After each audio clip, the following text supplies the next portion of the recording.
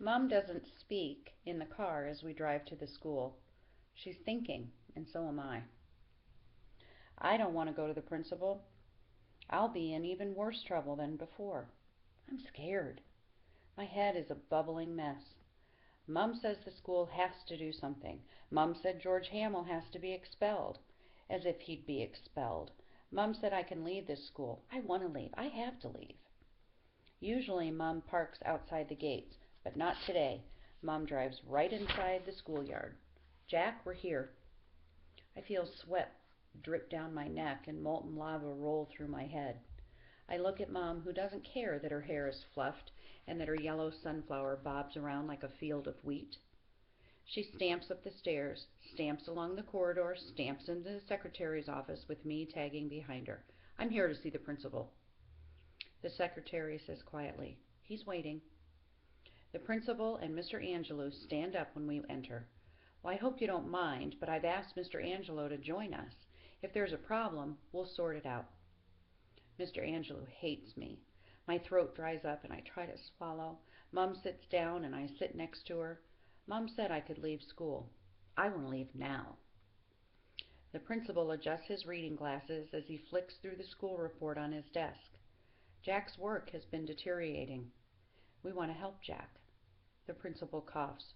But from what I understand from Mr. Angelo, he has been coming late to school and he hasn't been concentrating on his studies in this term. Mom listens while the principal rambles on about all the crimes I've committed, like being late, not participating in sports classes, failing to complete classwork, absenteeism. When the principal finishes, he looks at Mom. Like a warrior, Mom faces them. Her colored dress is war paint and her sunflower is a headdress. And whose fault is that? Surprised, the principal jerked back a little bit. Mr. Angelo looks surprised as well. Mom doesn't give them time to answer. Jack is bright, really bright. Didn't know Mom thought that. Bright? Do you know he's a photographer? That he fixes cars, that he reads books, he discovers plants and seashells? Jack's responsible as well. I do double shifts at work because there's no dad, and it's all right because of Jack. He looks after his sister and cleans the house and fixes washers and tries to be grown up. You don't know him, do you? Why don't you know my Jack? Why don't you care? The principal starts. We want to know Jack. He takes off his glasses. We do care. Did you ever find out why he's late to class? Why he can't go to sports? Why he isn't at school? Did you? Did you? The principal looks at Mr. Angelo.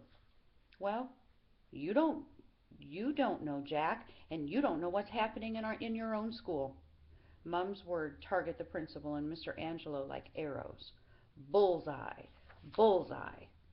Mom tells them about me being pushed at the bus stop, escaping into the library, tagged as butthead, being shoved and kicked, being spat at over cubicle walls, and the teachers are too busy to see, don't want to see, turn away.